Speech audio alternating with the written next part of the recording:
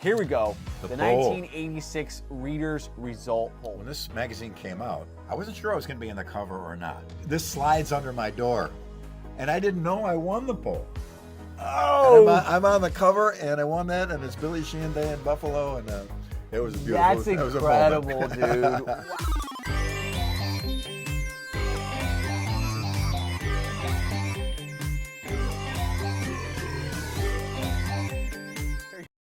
Got a little PRS love. Yeah.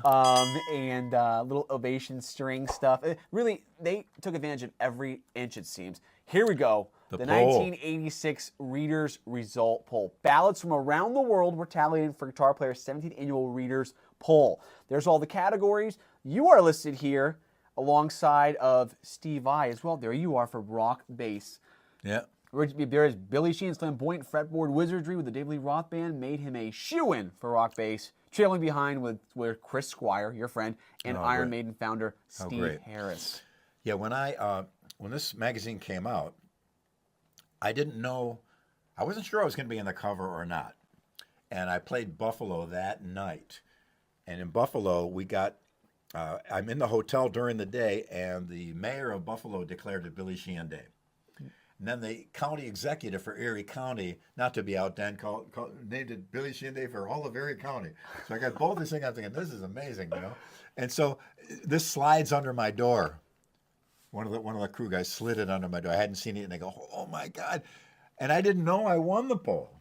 Oh! And I'm on the cover, and I won that, and it's Billy Sheehan Day in Buffalo, and it was a beautiful. That's incredible, dude! Wow. And Steve, I dropped a little comment there for you too, right? Yeah, wonderful. I've been amazed by Billy's technical prowess for a long time. He's really good, and he plays like a guitar player. He's a very mature musician. Wonderful. That is so cool. And then you got Steve over here, got Best Rock Guitar for that year too. Oh, great. Which is super cool. And Andy Summers, 𝙃𝘼𝙂𝙀𝙁, 𝙃𝘼𝙂𝙀𝙀, which helps for Crossroads. 𝙃𝘼𝙂𝙀𝙀 Pastorius for jazz bass.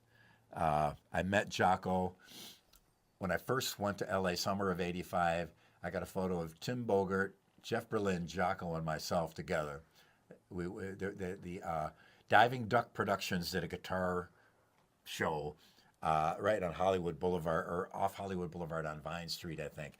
And everybody, I think I jammed with 𝙃𝘼 on the stage at one point, but I'm not sure. I don't recall. Wow. But that was a pretty great moment. And then 𝙃𝘼 was at MI, and somebody had like a handheld video of him talking, and somebody yells out, "What do you think of Billy Sheehan?"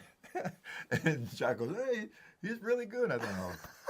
God love you, 𝙃𝘼. And I love 𝙃𝘼 so much. That is so great. Oh, 𝙃𝘼 and Stanley, the 𝙃𝘼 and Stanley years, 𝙃𝘼 Pastorius and Stanley Clark. Those are the two leading forces. I love them both so much. But 𝙃𝘼 was just what a sweet, wonderful guy. It's just so terrible that we lost him when we did, in the way we did too. Wow. Sweet. It's true. But, you know, again, you're amongst all those names too. So Al Di Meola's here on the list. Steve Lukather, best studio player. Yeah, I mean, Steve. like Eric Johnson, best new talent, Austin, Texas. Brilliant. You know, he'd go on with you guys G3 and stuff like that. It's just wow. Of all the new guys that came out during his wave of new guitar players, Eric was my favorite. Really? He had a thing to his tone and those pentatonic scales. Yes. Plus, he sang really good, which is always a good thing for a musician. If you can sing at all, it will reflect in your playing. If you sing good, it could as well. Not always a tried and true comparison, but yeah, I've always loved his playing. What a great musician. Wow, so cool to see this. And then more digital effects. It's time from Yamaha. Your company is that the SPX 90? Yeah. There it is. That's the one you have, right? That was the one. Is it good? I remember just scrolling through the effects and playing. Oh, that's cool. Yeah, that's pretty cool too. You know, could you pick one? Actually, it was just too many things to pick from. That's one of the problems with digital.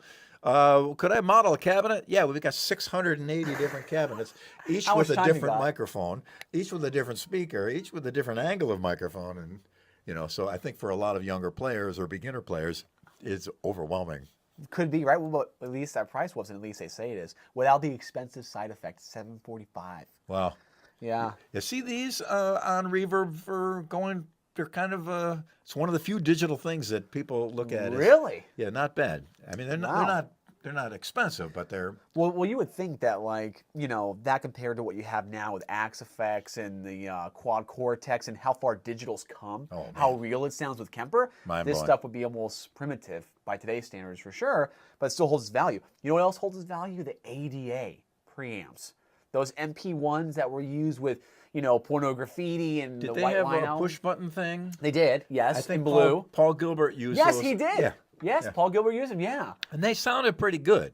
Later on, I'm not sure what he graduated to or referred back to, but yeah, I remember that. And I had one to play with once, and I had a hard time because when you push on the thing, sometimes it didn't go to that. You had to push a little harder on this one and a little softer on that one. So it had its bugs, but it was pretty great unit. Really? You know they still hold their value. It's about $700 to $800 for those things. Wow. Still. Cool. You know, so. Yeah, there's exceptions to that. Earlier I said, you know, a lot of digital stuff isn't going to hold, but there certainly are exceptions. I think that's because it has a cult following. Knowing how many albums it was used on, like Michael Wagner used it on everything, and Scotty bought the one he had and, you know, had with Vito Bratta, with, you know, Betancourt, and with him for the Skid Row album. He bought it off, and I'm like, oh, that's I want that one. You know, I want to hear what that sounds like. That's so great, though. Here we go, Gallery of the Greats. Now we're just going to look at the Hall of Fame for all these players, I guess, yeah, eventually right? I won the thing. If you win 5 times, you go in the Gallery of the Greats. And so they were kind enough to put me in there. It was pretty wonderful. That's pretty awesome. I see Eddie Van Halen's there, Geddy Lee, Steve Howe, Jimi Hendrix, Ry Cooder, Eric Clapton. So many big names, huh? I was a huge Wes Montgomery fan early on. Really? Bumping. Just a great player. His brother's quite a great bass player as well. Monk Montgomery. Pretty great. Wow. And then you would be in this just a couple years later, right? You said? You'll be in the Hall of Fame on this too? Yeah, 5 times in a row. I think I run it 4 in a row, skipped a year, and then 1 on the next one. And then there he is. Oh, look at this.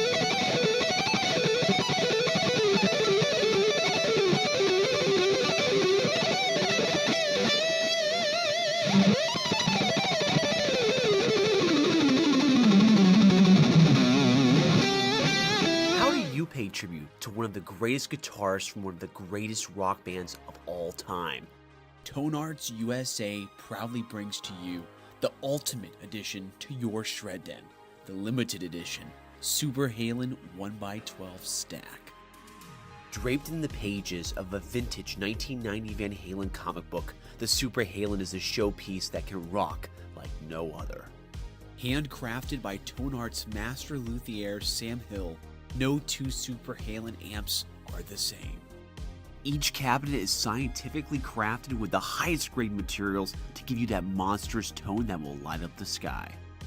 It's fully loaded with a 12-inch USA-made Green Beret speaker, a total upgrade from the Celestion G12M greenbacks that we've become so accustomed to. Each cabinet is closed back just like Eddie's, but Tone Arts USA does offer an optional open back if your heart desires. Visit www.mastersofshred.com now to reserve yours today before you can't get this stuff no more.